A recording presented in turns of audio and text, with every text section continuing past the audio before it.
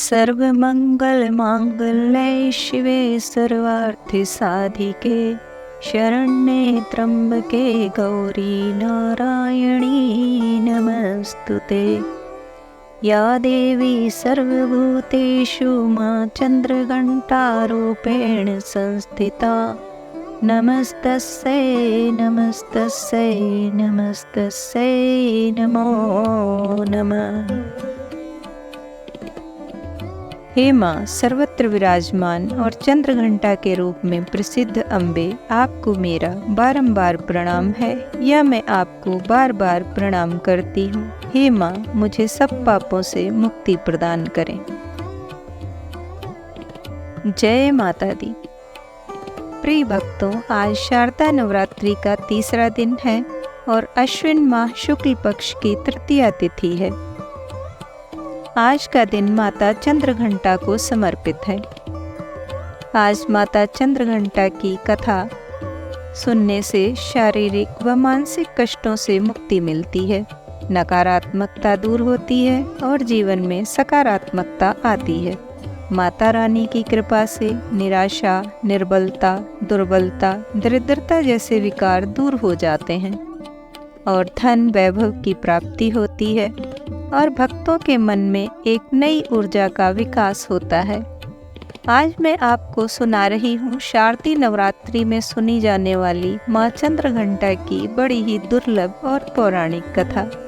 तो शांत चित्त और प्रसन्न मन से कथा सुनिएगा। माता रानी अवश्य ही आपकी मनोकामना सुनेंगी। अपनी कठोर तपस्या से भगवान शिव को प्रसन्न कर जीतने के बाद देवी पार्वती राजा हेममान के महल में लौट आई।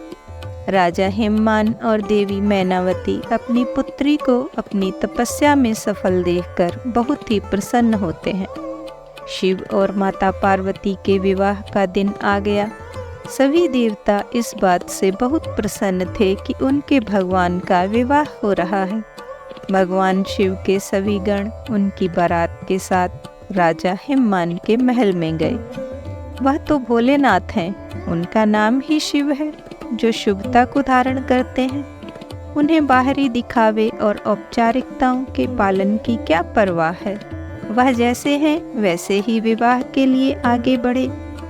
वासुकी और कक्षक जैसे सबसे भयानक सांपों के साथ उनकी माला, कंगन, कमरबंद और बालियां थीं। उनके बाल उलझे हुए थे। उनका पूरा शरीर शमशान की राख से ढका हुआ था। उन्होंने 5 सिर प्रकट किए। वह प्रभावशाली, उग्र और दिव्य दिख रहे थे। वह बारात में राजसी घोड़े पर सवार अन्य लोगों के विपरीत एक बैल पर सवार होकर आए थे। मैना देवी माता पार्वती की मां, जो अपने दामाद पर नजर डालने की उम्मीद से प्रतीक्षा कर रही थी, जिसके लिए उनकी बेटी ने इतनी कठोर तपस्या की थी, भगवान शिव के प्रकट होने पर हैरान और निराश हो गई। उनका रूप न केवल अरुचिकर था, बल्कि वह अत्यंत अनियंत्रित और विचित्र रूपों से घिरे हुए थे। भूत, प्रेत और पिशाच बम बम भोले के नारों से वातावरण को गुंजायमान कर रहे थे। भूत, पिशाच, साधु और अघोरी बारात में शामिल हुए गण इतने उत्साहित थे कि उनकी मर्यादा के लिए कोई जगह ही नहीं थी। उनकी खुशी स्पष्ट थी, लेकिन यह किसी भी तरह से कोई सुंदर या सुखद दृश्य नहीं था।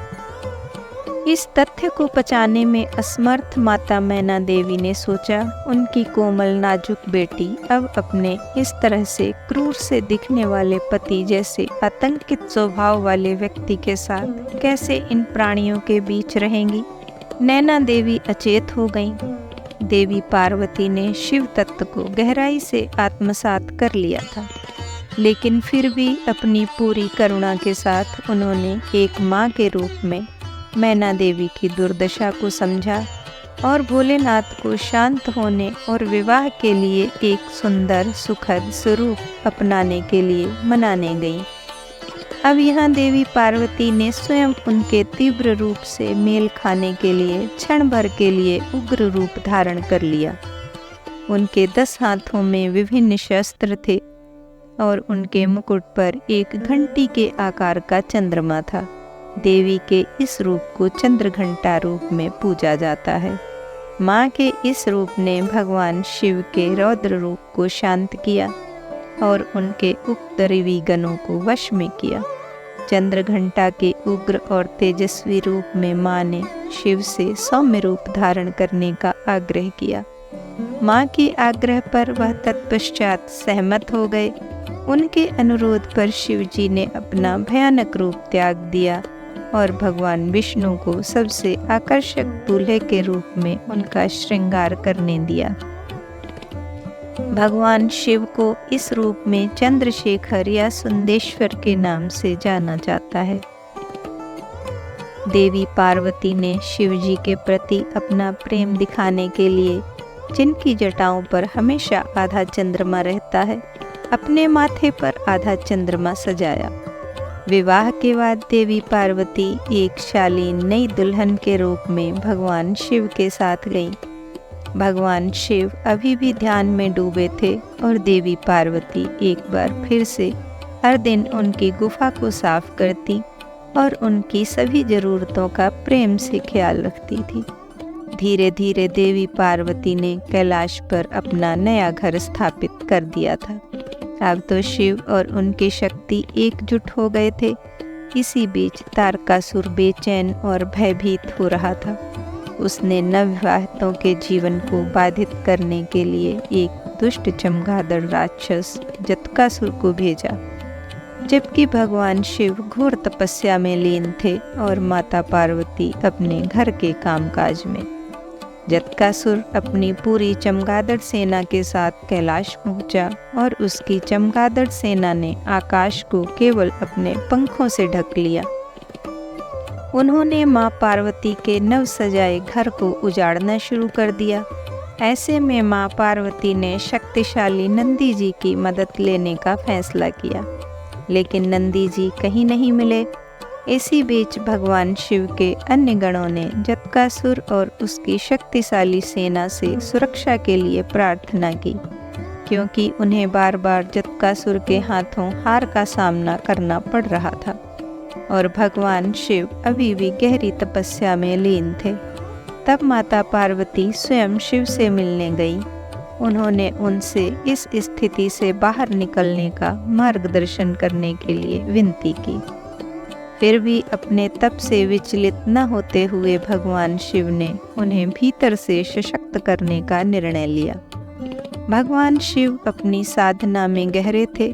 तभी माता पार्वती को जतकासुर से स्वतंत्र रूप से लड़ने की प्रेरणा मिली, तो उन्होंने अकेले ही जतकासुर से युद्ध करने का फैसला किया।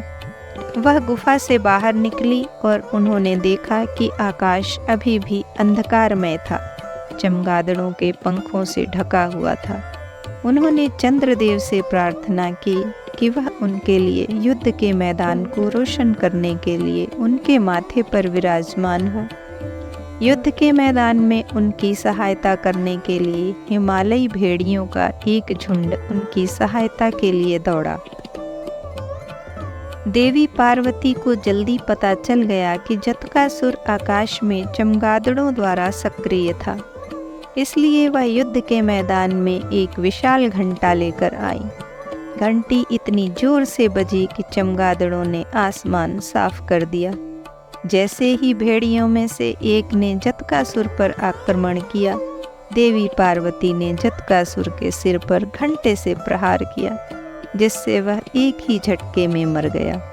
माथे पर चंद्र और हाथ में घंटा लिए देवी के इस रूप को ब्रह्मदेव ने देवी चंद्रघंटा के रूप में महामंडित किया। प्रिय साधकों, यह कथा इस बात का प्रतीक है कि अपने अंदर की शक्ति को पहचानने के लिए हमें दैवी प्रेरणा की आवश्यकता होती है। जैसे भगवान शिव ने देवी पार्वती को चंद्रघंटा के रूप में युद्ध करके अपार शक्ति का एहसास कराने के लिए घंटे के आकार के अर्धचंद्र से सुशोभित सुनहरे रंग वाली और 10 भुजाओं वाली सुनहरे शेर पर सवार है। 8 कोमल हाथों में त्रिशूल, गदा, तीर, धनुष, तलवार, कमल, घंटी, एक रुद्राक्ष माला और कमंडल युक्त पानी का बर्तन है, जबकि उनका एक हाथ अभय मुद्रा में, भय को दूर करने वाली मुद्रा में है। उन्होंने नारंगी रंग के वस्त्र पहने हैं जो बहादुरी और ताकत का प्रतीक है। जय माता चंद्रघंटा, एक बार प्रेम से बोलिए, जय माता चंद्रघंटा। ओम नमः शिवाय। जय माँ भगवती, जय भवानी।